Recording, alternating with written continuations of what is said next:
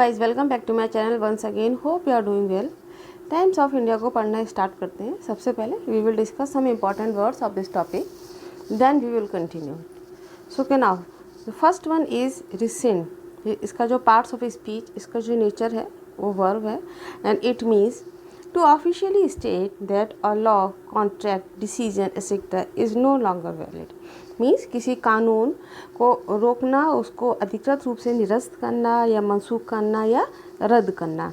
So now next one is कब। इसका जो पार्ट ऑफ स्पीच, इसका जो नेचर है, पार्ट्स ऑफ स्पीच, इसका जो नेचर है वो वर्ब है। इट मीन्स टू लिमिट और control something, especially something bad. किसी भी चीज़ पर नियंत्रण लगाना, उसको कंट्रोल करना, that is called as a कब।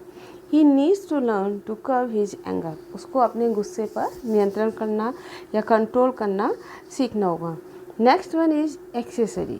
एक्सेसरी, इसका जो पार्ट्स ऑफ स्पीच, इसका जो नेचर है वो नाउन है and it means an extra item that is added to something and is useful और attractive but not great importance.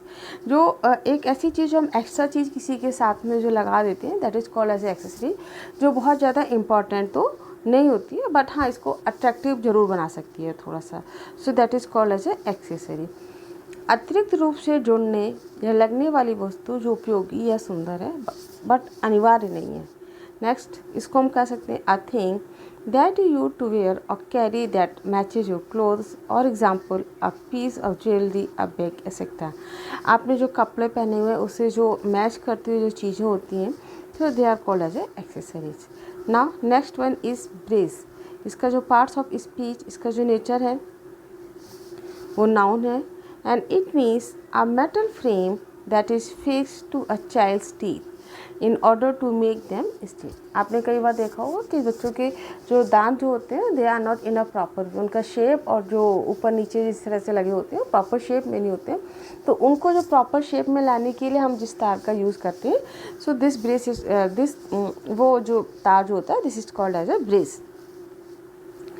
दांत सीधे करने के लिए दांतों पर पहनी जाने वाली धातु की तार, that is called, this is called as a braces. A pair of straps that go over your shoulders to hold your trousers up. आपने देखा होगा कि कई बार जो बच्चे जो ट्राउजर्स या जो पैंट वगैरह पहनते हैं, स्कूल ड्रेस में आप देखना मोस्ट प्रोबेबली, तो उसको जो ट्राउजर जो स्ट्रिप लगी होती है ना उनके कंधों से जाकर उसको पैंट को जो कंट्रोल करती है, so that is also called as a braces. It can be use as a verb also. इसको हम वर्ब की तरह भी यूज कर सकते हैं। स्वयं को अप्रिय स्थिति के लिए तैयार करना, to prepare yourself for something unpleasant. जो अनप्लीजेंट कंडीशंस होती है उसके लिए हम जब तैयार करते हैं अपने आप को या किसी को, that is called as a brace. Next one is put in. It's a part of, ये जो फ्रेज है वो पुट का फ्रेज है। Put in phrasal verb of put, ये पुट का फ्रेजल वर्ब है। इंटरप्ट इन कन्वर्सेशन और डिस्कशन, किसी डिस्कशन में इंटरप्ट करना बहुत ज़्यादा, that is called as a put in.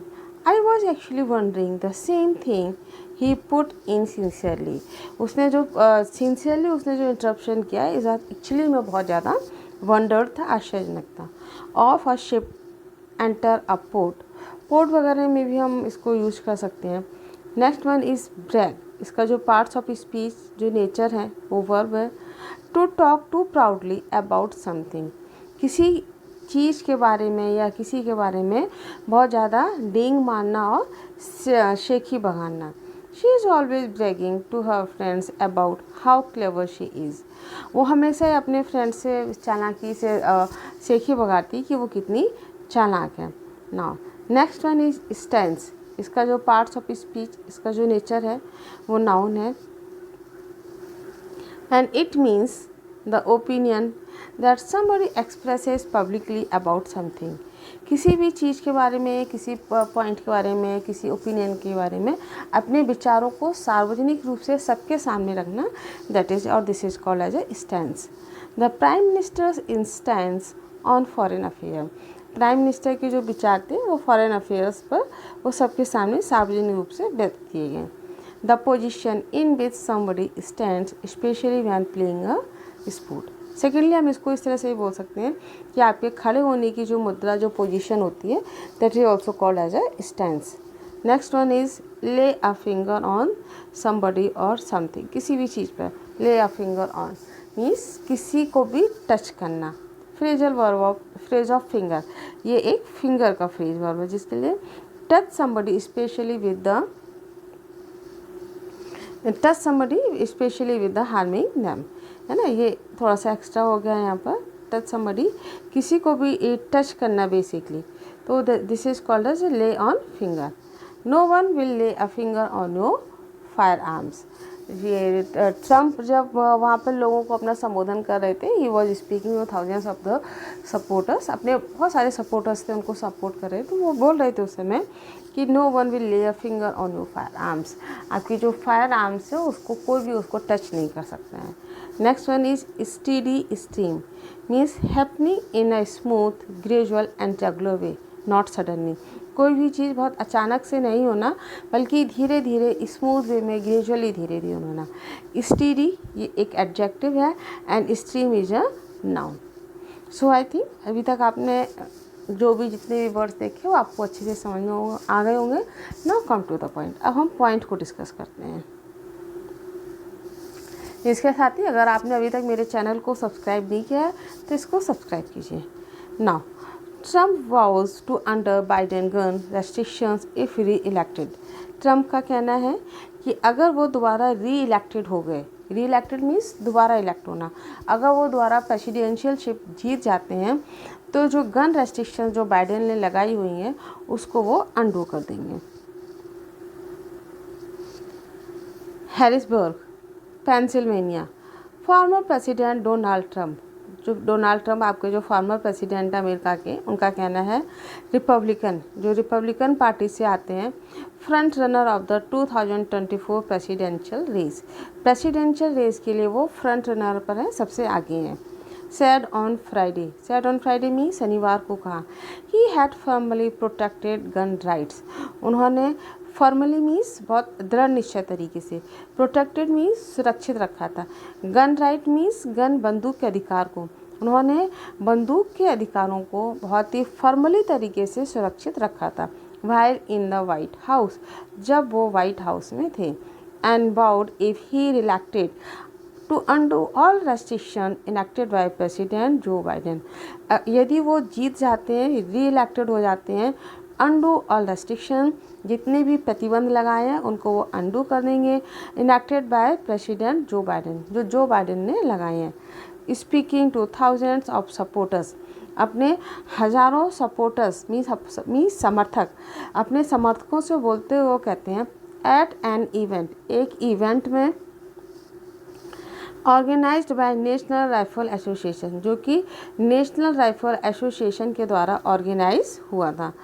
Trump promised to rescind a rule curbing sales of gun accessories known as pistol braces and other regulations put in place by Biden administration।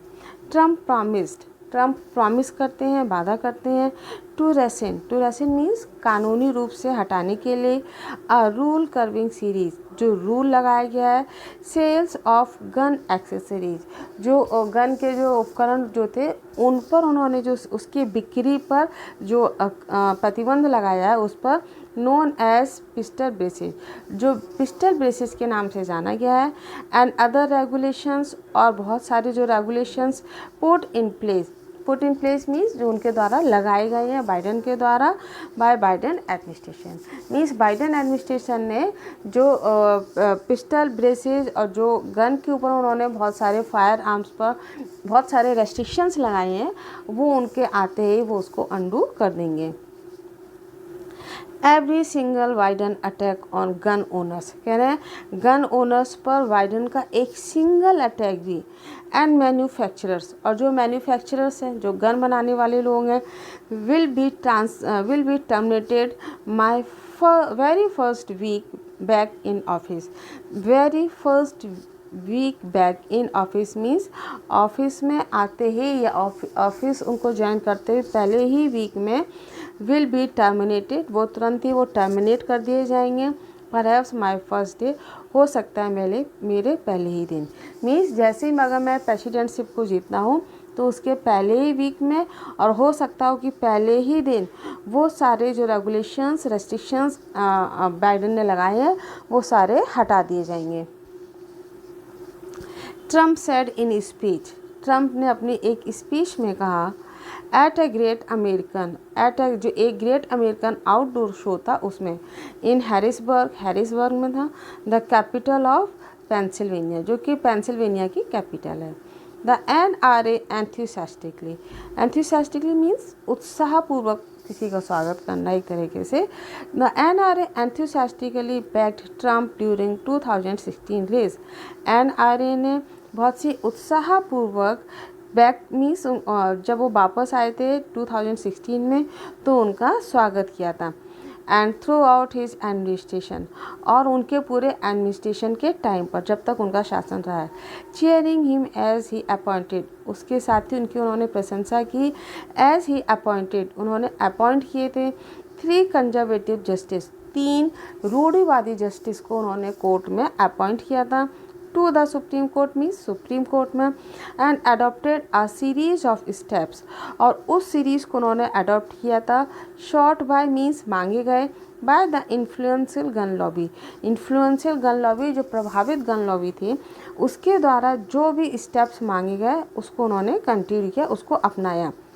These include designating firearms shop, और उसको उन्होंने इसको भी include किया, जो fire arm shops थी उसको भी उनको इंक्लूड किया।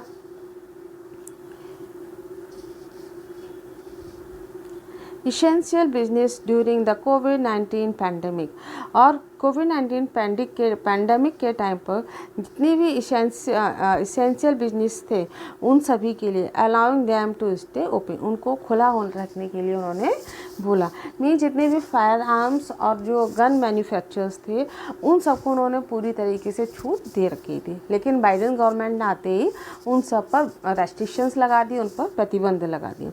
See the spelling of pandemic, it's a very important spelling. Pandemic spelling जो है वो आप जब किसी गवर्नमेंट एग्जाम में देंगे तो उसमें अक्सर मोस्ट प्रोबेबली स्पेलिंग देते हैं PANDEMIC। कहाँ पर आप कंफ्यूज कहाँ पर होंगे? PENDAMIC मीन्स आपको याद रखना है कि अल्फ़ाबेटिकल A पहले आता है, E बाद में आता है। Now seeing conservatives gun owners, जब वो कंजर्वेटिव गन ओनर्स से देख रहे थे या उनसे बातें कर रहे थे, as a critical to his reelection chance, कि उनके जो री इलेक्शन दोबारा इलेक्शन को उन्होंने जो मौका मिला उन्हें, Trump continue to court them, Trump ने उनको कंटिन्यू रखा जारी रखने के लिए, को कोर्ट देम मीन्स उनको आगे ले जाने के लिए, एग्रेसिवली बहुत ही एग्रेसिव तरीके से, बहुत ही गुस्से में जिसको हम लोग बोलेंगे। ही टोल्ड द क्राउड, उसके साथ ही उन्होंने क्राउड मीन्स उसके समर्थक, क्राउड इन द सेंस कि उसके जो समर्थक थे उनके, ऑन फ्राइडे को कहा दैट इफ़ ही इज़ री इलेक्टेड, अगर वो दोबारा री इलेक्टेड हो जाते हैं, दोबारा चुने जाते हैं, no one will lay finger on your firearms, कोई भी आपके फायर आर्म्स पर फिंगर उंगली नहीं रख सकता है, मीन्स कोई भी उनको टच नहीं कर सकता है। And bragged about resisting pressure, and bragged about means डींगे मारना, and bragged about resisting pressure, और जो प्रेशर उन पर अभी चल रहा है, रेसिस्टिंग प्रेशर मीन्स उन पर अभी जो बाइडेन सरकार का प्रेशर चल रहा है उस पर डींगे मारते हुए उन्होंने कहा during his term in the white house from 17 to 21, और 17 से लेकर 21 तक जो उनका शासन चल रहा था ट्रम्प गवर्नमेंट का, उस पर उन्होंने डींगे मारते अपनी बात को कंप्लीट किया। Republican party with the support of NRA के सपोर्ट से, and other gun right groups, और जो दूसरे गन राइट ग्रुप्स हैं, लार्जली अपोज स्ट्रिक्टर लॉज, जो कठोर लॉ बनाए गए हैं, स्ट्रिक्टर लॉज में जो कठोर लॉ बनाए गए हैं उनका बहुत लार्जली उनका अपोज किया, विरोध किया। That stance has remained fixed, और ये जो स्टैंस है, स्टैंस मीन्स सार्वजनिक दृष्टिकोण होना, so that stance has remain fixed, और ये जो दृष्टिकोण है वो सार्वजनिक रूप से फिक्स हो गया। Even in the face of steady stream means धीरे धीरे, ऑफ मास शूटिंग, और जो मास शूटिंग है, mass shooting means number of the people are killed in America, तो कह रहा है जो मास शूटिंग है वो धीरे धीरे बढ़ता चला गया। विद द यूनाइटेड स्टेट, जबकि United state registering the hesitate of gun death among the rich countries. और जबकि यूनाइटेड नेशन जो है वो हेजिटेट कर रहा है रजिस्ट्रेशन कराने के लिए rate of gun death among the rich countries, जबकि जो रिच कंट्रीज़ हैं उसमें अमेरिका जैसे अमेरिका जो एक बहुत ही रिच कंट्रीज़ में काउंट किया जाता है, तो उसमें जो गन रेट डेथ जो है वो सबसे ज़्यादा बढ़ गया है। So thanks for watching, like, subscribe and share.